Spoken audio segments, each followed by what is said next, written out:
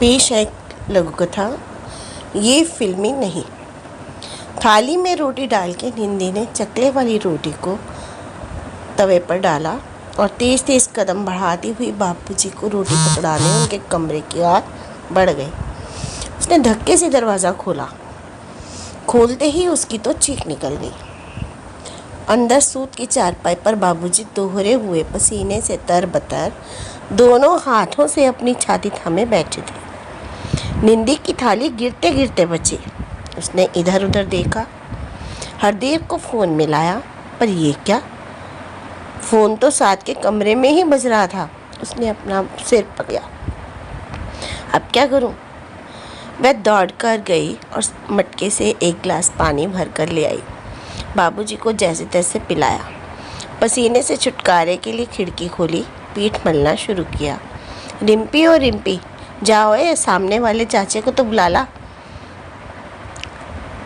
उसने चौके में चिमटे से खेल रहे रिम्पी को आवाज़ दी, पर सुबह का सीन उसकी आंखों के सामने घूम गया।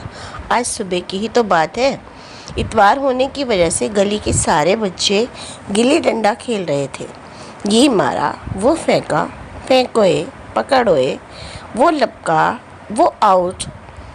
बच्चों के हंसने और चिल्लाने की आवाज़ें पूरी गली में घूम रही थी।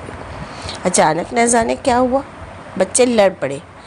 रिम्पी ने गोलू की पीठ पर डंडा मार दिया। गोलू रोता हुआ सीधा अपने घर भागा। 2 मिनट में ही गोलू की माँ कमल के चिल्लाने और गालियाँ देने की आवाज़ें सुनाई देने लगी। मैं हाथ तोड़ दूंगी, हाथ टुकड़े टुकड़े कर दूँगी। जिसने मेरे बच्चे को मारा मिर्गी पड़ जाए, मिर्गी दौरे पड़ जाए, कोई दवा ना लगे, मर जाए साला। निंदी से रहा नहीं गया। वो भी बाहर निकल आई। मेरे बच्चे को हाथ तो लगा के दिखा। कमल का चिल्लाना रोने में बदल गया। रोती जाती और गालियाँ देती जाती। हाय मेरे 3 हैं तो किसी को खाने तो नहीं जाते, किसी से मेरा बच्चा देखा ही नहीं जाता। ज़्यादा ही जलन हो रही है तो खुद पैदा कर लो ना 3 बच्चे, पूरी फौज खड़ी कर लो। हमारे वाले को तो बख्श दो, इसको क्यों मारते हो? आवाज़ें सुन के मोहल्ले के लोग अपना अपना काम धंधा छोड़कर दरवाज़ों से आकर चिपक गए थे। लड़ाई का पूरा मज़ा ले रहे थे। निंदी से वहाँ खड़ा नहीं रहा गया।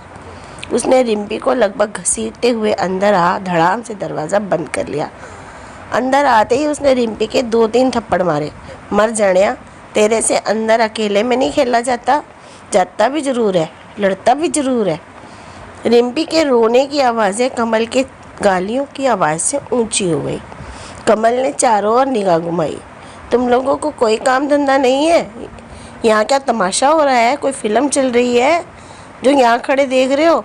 लोग खिसियाकर अपने अपने घरों को मुड़ गए। निंदी ने जाते हुए रिम्पी को रोका। तू रहने दे, यहाँ बैठ बापूजी के पास, मैं खुद ही जाके बुला लाती हूँ।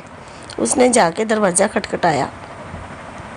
मारे घबराहट की कुंडी शायद कुछ ज़्यादा ही खड़क गई थी। पाली वीरे दौड़ के आ जल्दी, बापूजी को पता नहीं क्या हो गया। अंदर से तेजी से कुंडी खुलने की आवाज़ आई।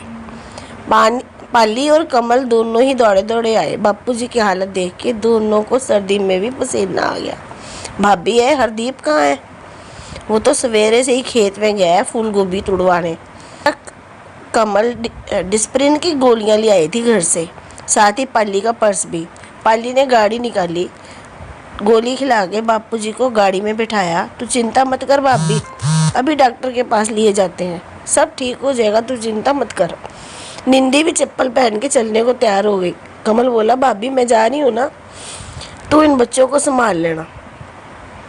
पैसे? उसकी बात पूरी होने से पहले ही कार धूल उड़ाती हुई वहाँ से चली गई। गुप्तानी ने कहा, तो चिंता क्यों करती है हरी? वाहेगुरु ने चाहा तो सब ठीक हो जाएगा। मैंने सूरज को भेज दिया है हरदेव को लाने के लिए, वहाँ से वो सीधे अस्पताल ही जाएंगे। 5 मिनट बाद निंदी अपने चारों बच्चों को लेकर साथ बैठी, उन्हें अपने हाथों से रोटी खिला रही थी। चारों बच्चे हंसते बोलते चहचहाते एक साथ रोटी खा रहे थे।